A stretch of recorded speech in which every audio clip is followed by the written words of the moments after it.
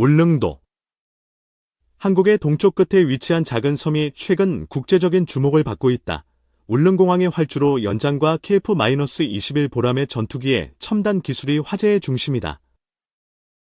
일본은 울릉도를 군사적 요충지로 간주하며 오랫동안 그 움직임을 예의주시해왔다. 그러나 이번 활주로 연장과 KF-21의 이륙 성공은 일본에 큰 충격을 주었다. 단 700m의 짧은 활주로에서도 이륙 가능한 KF-21의 성능은 세계를 놀라게 했다. 첨단 탄소 소재와 기술 혁신이 만들어낸 이 기적은 한국 항공산업의 도약을 상징한다. 이 기사에서는 울릉공항의 변화와 KF-21의 기술적 성취를 심층적으로 다룬다. 또한 일본의 반응과 이로 인한 동북아 정세의 변화를 분석할 것이다. 울릉도는 지리적으로 동해의 중심에 위치하며 군사적 경제적 가치를 지닌다. 과거 울릉공항은 소규모 민간 항공기만을 수용할 수 있는 작은 시설이었다. 활주로 길이는 1200m에 불과했고 대형 항공기의 이착륙은 불가능했다. 그러나 한국 정부는 울릉도의 전략적 중요성을 인식하고 공항 확장을 추진했다. 활주로를 1800m로 연장하고 최신 항공 관제 시스템을 도입한 것이 핵심이다. 이러한 변화는 단순한 인프라 확장이 아니라 지역 안보의 큰 전환점이다. 울릉도는 독도와 가까운 위치로 일본과의 영유권 분쟁에서 민감한 지역이다. 일본은 울릉도의 군사적 활용 가능성을 항상 우려해왔다고 알려져 있다. 활주로 연장은 한국의 동해 방위 능력을 크게 강화하는 계기가 되었다. 특히 KF-21과 같은 첨단 전투기의 운용 가능성은 일본을 긴장시켰다. KF-21 보람에는 한국이 독자 개발한 차세대 초음속 전투기다. 이 전투기는 첨단 스텔스 기술과 다기능 레이더를 탑재한 4.5세대 전투기다. 특히 탄소 섬유 복합 소재를 활용한 기체 설계는 주목할 만한 혁신이다. 이 소재는 기체의 무게를 줄이면서도 강도를 극대화해 성능을 높였다. 짧은 활주로에서도 이륙할 수 있는 능력은 이 소재의 덕분이다. 단 700m 활주로에서 이륙 성공은 세계 항공산업에 충격을 주었다. KF-21은 기존 F-16 전투기보다 짧은 거리에서 이륙이 가능하다. 이는 울릉도와 같은 지형적 제약이 있는 지역에서 큰 장점이다. 또한 KF-21은 다양한 무장과 센서를 탑재해 다목적 임무를 수행한다. 한국은 이를 통해 동북아 지역의 공군력을 크게 강화할 전망이다. 일본은 울릉공항의 활주로 연장 소식에 즉각적으로 반응했다. 일본 언론은 이를 한국의 군사적 도발로 묘사하며 우려를 표했다. 특히 KF-21의 단거리 이륙 능력은 일본 방위성에 큰 충격을 주었다. 일본은 울릉도가 독도 방어를 강화하는 전초기지가 될까 우려한다. 일본 해상자위대는 동해에서의 훈련 빈도를 늘리며 대응에 나섰다. 일부 일본 전문가들은 한국의 기술력이 일본을 앞섰다고 평가한다. KF-21의 탄소 소재 기술은 일본의 F-2 전투기보다 진보되었다. 일본은 이에 대응해 차세대 전투기 개발에 박차를 가하고 있다. 그러나 한국의 빠른 기술 발전 속도는 일본의 부담으로 작용한다. 일본 내에서는 한국과의 군사적 협력을 강화해야 한다는 목소리도 나온다. 탄소 섬유 복합 소재는 현대 항공산업에서 필수적인 기술이다. KF-21의 기체는 약 30%가 이 소재로 제작되어 무게를 획기적으로 줄였다. 이는 연료 효율성을 높이고 짧은 활주로 이륙을 가능하게 했다. 한국의 탄소 소재 기술은 세계 최고 수준으로 평가받고 있다.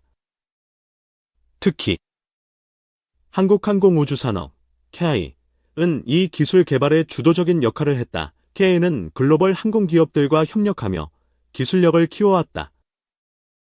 울릉공항의 활주로 연장과 KF-21의 성공은 이러한 노력의 결실이다.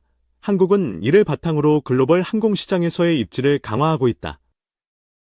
탄소 소재는 향후 민간 항공기 개발에도 활용될 가능성이 크다. 한국의 기술 혁신은 동북아를 넘어 세계 시장에 영향을 미칠 것이다. 울릉공항의 활주로 연장은 지역 경제에도 큰 변화를 가져왔다. 대형 항공기의 이착륙이 가능해지며 관광객 유입이 증가했다. 울릉도는 천혜의 자연환경과 독특한 문화로 관광지로 각광받는다. 공항 확장은 지역 주민들의 접근성도 크게 개선시켰다. 과거 울릉도는 배편에 의존해 외부와의 연결이 제한적이었다. 이제는 더 많은 항공편이 운항되며 물류 이동도 활발해졌다. 이는 울릉도의 경제 활성화와 일자리 창출로 이어졌다. 또한 공항 확장은 울릉도의 안보 인프라를 강화하는 계기였다. KF-21의 운용은 지역 주민들에게도 자부심을 심어주었다. 울릉도는 단순한 섬을 넘어 한국의 전략적 중심지로 떠올랐다. 울릉공항과 KF-21의 성공은 동북아 정세에 큰 영향을 미친다. 한국은 이를 통해 동해에서의 군사적 우위를 확보했다. 일본뿐 아니라 중국과 러시아도 한국의 움직임을 주시하고 있다. 특히 중국은 남중국해에서의 패권 전략과 비교하며 한국을 견제한다. 그러나 한국은 강력한 한미동맹을 바탕으로 지역 안정에 기여한다. KF-21은 한미 공군의 합동작전에서도 중요한 역할을 할 것이다. 울릉공항은 동해에서의 신속한 대응 능력을 제공한다. 한국은 이를 통해 독도와 동해의 주권을 더욱 확고히 할 전망이다. 동북아의 군사적 균형은 한국의 기술력에 의해 재편되고 있다. 한국은 평화와 안정을 유지하며 기술 강국으로서의 입지를 다진다. 울릉공항의 활주로 연장과 KF-21의 기술 혁신은 한국의 도약을 상징한다. 단 700m 활주로에서의 이륙 성공은 세계 항공산업의 새로운 기록이다. 첨단 탄소 소재와 한국의 기술력은 일본을 비롯한 주변국을 긴장시켰다. 울릉도는 이제 단순한 관광지가 아닌 전략적 요충지로 자리 잡았다. 한국은 이를 통해 동북아에서의 군사적 경제적 영향력을 확대한다. KF-21은 한국 항공산업의 자부심이자 미래 기술의 상징이다. 일본의 우려와 긴장은 한국의 기술적 우위가 만들어낸 결과물이다. 앞으로 한국은 더 많은 혁신을 통해 글로벌 리더로 성장할 것이다. 울릉공항과 KF-21의 이야기는 한국의 새로운 시대를 열었다. 한국은 기술과 전략으로 동북아의 평화와 번영을 이끌어갈 것이다. K방산 수입 12개국으로 늘어 올해 수출 200억 달러 넘는다. K방산은 올해 들어서도 순항 중이다. 러시아 우크라이나 전쟁이 계속되는 가운데 이스라엘과 이란의 무력 충돌이 더해지는 등 글로벌 안보가 불안해지자 각국이 군비 확충을 서두르고 있기 때문이다.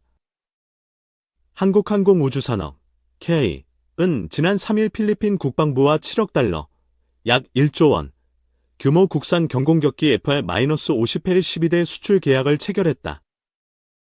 필리핀 공군이 2014년 F-50 12대를 도입한 이후 각종 훈련과 실전 경험으로 기체 성능과 신뢰성을 확인한 덕분으로 풀이된다.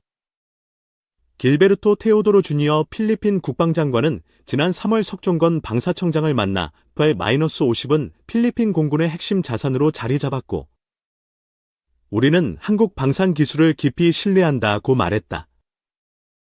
케아는 2030년까지 순차적으로 기체를 인도하기로 했다.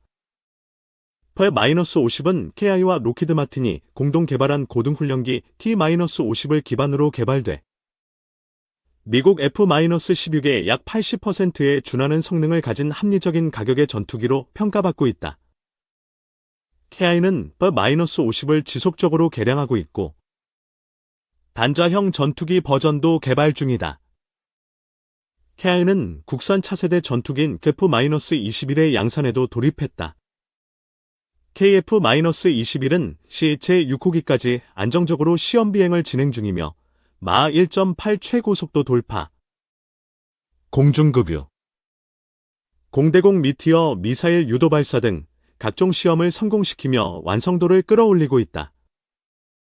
지난해 우리 공군과 초도 물량 양산 계약을 체결했고 양산 1호기는 개별 생산된 동체와 날개 등을 결합해 최종 조립 단계에 돌입했다. KF-21은 2026년 하반기부터 납품돼 2028년까지 20대가 공군에 인도돼 노후 기종인 F-4와 F-5를 대체할 계획이다. 국방부와 KA는 KF-21 추가 양산 계약도 추진 중이다. 한국 방산의 효자 상품인 자주포와 전차 등 기갑 장비도 선전하고 있다. 현대로템 K-2 흑표 전차의 폴란드에 대한 180대 2차 공급 계약은 이달 말께 체결될 전망이다. 수출 금액은 60억 달러, 약 9조 원로 1차의 약 2배다. 개별 방산 수출 가운데 사상 최대가 될 전망이다. 1차와 수출 대수는 동일하지만 현지 생산 때문에 비용이 올라가고 기술 이전과 유지 보수 정비, MRO, 비용 등이 추가됐다. 방사청 관계자는 현대로템이 180대 중 117대를 직접 생산해 납품하고 나머지 63대는 기술 이전 등을 통해 폴란드 현지 생산하는 방식이라고 설명했다. 폴란드에선 지난해 한화에어로스페이스가 다연장 로켓 천무 72대, 약 2조 2천억 원, 공급 계약을 성사시켰다. 루마니아에선 한화에어로스페이스가 K-9 자주포 53운과 K-10 탄약 운반 장갑차 36대를 공급하는 1조 4천억 원 규모 계약을 작년 7월 체결했다. 베트남과의 K-9 자주포 수출 협상도 막바지 단계에 이른 것으로 알려졌다.